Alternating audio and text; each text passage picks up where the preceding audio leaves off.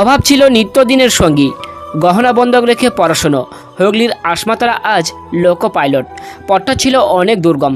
অভাবের সংসার, 3 ভাই বোন, আর বাবার সম্বল বলতে বিঘা 2 জমি। কিন্তু এই সব বাধা কাটিয়ে আশমাতারা আজ সফল। আর তার সাফল্য 2 মহিলার লড়াইয়ের কথা বলে। একটা মা, অপরটা মেয়ে।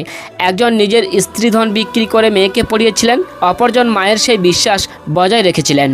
ছোট থেকে লক্ষ্য ছিল নিজের পায়ে দাঁড়ানো, পড়াশুনো করে সরকারি চাকরি করা। সেই লক্ষ্য নিয়েই পড়াশুনো চালিয়ে গিয়েছিলেন হুগলির দাঁতপুরের প্রত্যক্ষ গ্রামের মেয়ে আশমাতারা খাতুন। বর্তমানে এই কন্যাই এখন খড়গপুর ডিভিশনের অ্যাসিস্ট্যান্ট লোকো পাইলটে কাজ করছেন। তার জন্য গর্বিত গোটা গ্রাম। মেয়েকে প্রতিষ্ঠিত করার জন্য ছোট থেকেই প্রতিজ্ঞা নিয়েছিলেন আশমাতারার বাবা মা। সংসারে নুন আনতে পান্তা ফোরাতো, কিন্তু অভাবের সংসারে মেয়েকে পড়ানোর কোনো ক্ষতি বা খামতি তারা হতে দেননি। ছোট থেকেই মেধাবী আশমাতারা রসুলপুর গ্রামের প্রাথমিক স্কুলে